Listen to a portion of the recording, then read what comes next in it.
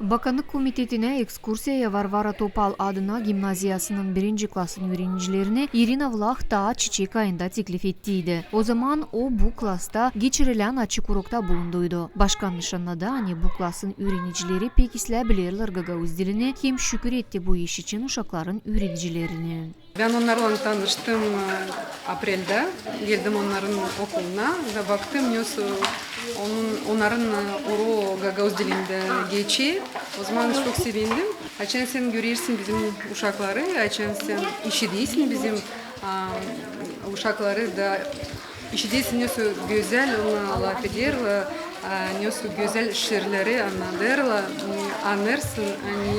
Bizim dilimiz var, bizim dilimiz güzel, bizim dilimiz bizim uşaklar bilirler, hem seviyorlar. 1. klasın öğrencisi Maria Arnavut nişanladan uşaklar pek isleyebilirler nice Gagavuz dilini, öyle de Rus dilini.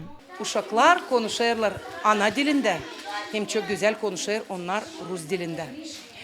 Ama o kadar daha da çok biz isteriz, onlar daha da güzel laf etsinler, daha da geniş kullansınlar lafları ana dilinde. Gagavuzya'nın başkanı tanıştırdığı uşakları Komrat'ta düzülen Industrial College'in maketinden de uşaklar paylaştılar kendi duygularından. Bana pek faydalı oldu bu ekskursiya. Pek beğendim bugünkü ekskursiya. Uşaklar sevindirdiler başkanı güzel şiirlerle Gagavuz dilinde. Evde bizde var çorbacı, gergin, kahve, güzel babacığım. Yerleri onun altın kesi, bacakları pek şirime döner. Bizim için o titrer, her zaman örnek gösterir. Benim mamam pek güzel, ben onu severim.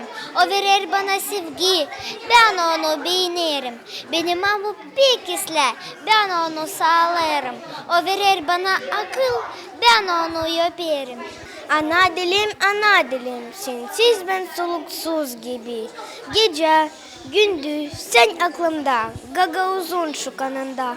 Kabul ettiler. Bugün uşaklar bağışışta. Başkan bağışladı onlara Gagavuz dilinde artistik literaturası uğrundaki adları. Alena Terzi, Vladislav Tabachuk, Maria Kazako, GRT Haberler.